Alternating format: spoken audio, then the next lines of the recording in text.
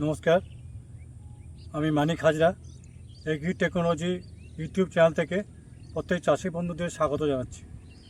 আজকে আমি আমন ধানের বীজতলা নিয়ে আপনার সামনে কিছু আলোচনা প্রতিবেদন রাখছি। আমরা দেখেছি যে আমন ধানের বীজতলা করতে গেলে মোটামুটি জমিটা চাষ দিয়ে, লাঙল দিয়ে, মই দিয়ে, চাষ দিয়ে জমিটা তৈরি করতে হবে। হাত নিড়ান, তারপরে আপনার সার দেওয়া কি আগাছা নিয়ন্ত্রণ করতে গেলে আমাদের 4 ফুট অর্থাৎ 1.20 মিটার 4 ফুট চওড়া এবং সুবিধা মতো খণ্ডে ভাগ করে নিতে হবে। আর দুটো খণ্ডের মাঝখানে 30 সেন্টিমিটার 10 সেন্টিমিটার নালা থাকবে। এই নালার মাধ্যম দিয়ে আমরা জল নিকাশি ব্যবস্থা থাকবে। এই বীজতলাতে তৈরি করার সময়তে আমাদের প্রতি কাটা বীজতলায় 100 কেজি পচা আবর্জনা সার আমরা লাঙল মই দিয়ে মিশিয়ে এক সপ্তাহ ফেলে রাখবো। তারপর আমাদের কাটাপতি যদি শুকনো বীজতলা হয় তাহলে 1.5 কেজি হচ্ছে ইউরিয়া, 2 কেজি সুপার ফসফেট এবং মিউরেট অফ পটাশ হচ্ছে 500 গ্রাম। আর যদি কাদা বীজতলা হয় তাহলে 750 গ্রাম হচ্ছে ইউরিয়া, আমাদের 1.5 থেকে 2 কেজি সুপার ফসফেট এবং 500 গ্রাম মিউরেট অফ পটাশ আমরা শেষ চাষের আগে আমরা মাটিতে মিশিয়ে দেবো। এই শুকনো বীজতলা যদি তৈরি করতে হয়, শুকনো বীজতলা কখন হবে? যখন দেখা যাবে যেখানে সেচের জল নেই, বৃষ্টিপাত অনিয়মিত, 2-1 দিনের বৃষ্টিপাতে জল জমে যায়, সেখানে শুকনো বীজতলা হবে। আর যেখানে সেচের জল আছে, পর্যাপ্ত জল, বৃষ্টি এবং বর্ষার জল পাওয়া যায়, পর্যাপ্ত সেচের জল পাওয়া যায়, সেখানে আমরা কাদা বীজতলা করব। এরপর আমাদেরকে এই বীজতলায় 2.5 থেকে 4 কেজি শুকনো বীজতলা হোক বা কাদা বীজতলা হোক, তার বেশি বীজ ধান না ফেলাই উচিত, বীজ না বোনাই উচিত। আমরা যখন বীজ ধান ফেলবো তখন আমরা শুকনো বীজতলায় আমরা কী করবো না, বীজ ফেলে আমরা মই দিয়ে দেবো, ঢাকা দিয়ে দেবো। আর যদি কাদা বীজতলা হয় একটু জোরে ফেলবো যাতে বীজগুলো মাটিতে ঢুকে যায়, একটু যাতে পাখি বা অন্য কিছু খেতে না পারে, নষ্ট করতে না পারে। তাহলে এই বীজতলাতে আমরা সার দিলাম। আমরা সার দেওয়ার পরেতে আমাদেরকে না, যদি দেখা যায় বীজতলাকে শোধন করতে হয় তাহলে আমরা দুভাবে করতে পারি। একটা হচ্ছে কীটনাশক স্প্রে করতে পারি, অথবা অন্তর্বাহী দানা দিয়ে আমরা দানাদার কীটনাশক দিতে পারি।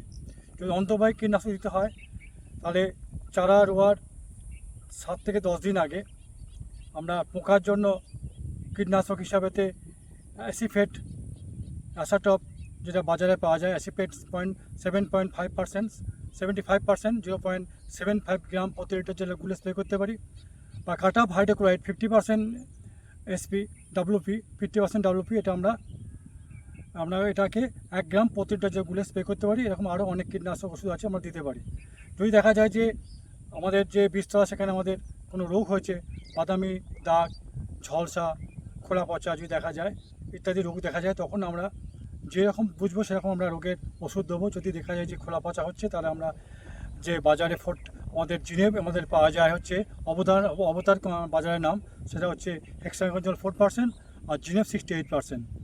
আর যদি দেখি যে সেখানে আমাদের ঝলসা উৎপন্ন হচ্ছে, সেক্ষেত্রে ডাইসাইকোজল 75%, 0.5 গ্রাম, অথবা হচ্ছে 62% হচ্ছে ম্যানকোজেব এবং 18% হচ্ছে ডাইসাইকোজল, সেটা বাজারেতে আমাদের মার্জার নামে পাওয়া যায়, সেটা আমরা 1 গ্রাম প্রতি লিটার জলে গুলে স্প্রে করতে পারি।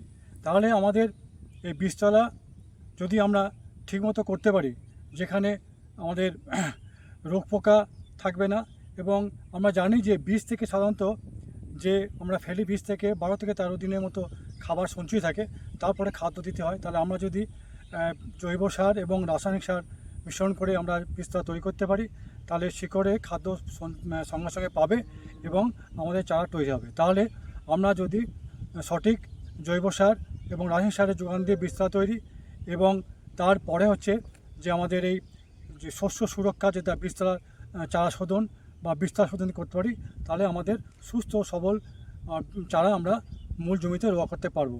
তাহলে আমরা এর সঙ্গে সঙ্গে বীজতলাতে যদি আমরা দানাদার কীটনাশক দিই, সেক্ষেত্রে যে আমাদের 4-10G কাঠাপ্রতি 100 গ্রাম, যদি কাটাপ 3G হয় তাহলে হচ্ছে 300 গ্রাম, ফিপ্রোনিল 0.3% যদি গ্র্যানুলস হয় তাহলে 200 গ্রাম, কাটা ফ্লোরাইড, কাটা হাইড্রোক্লোরাইড যেটা 4G9 পাওয়া যায় সেটা 400 গ্রাম প্রতি কাটায় আমরা দানাদার কীটনাশক দিতে পারি।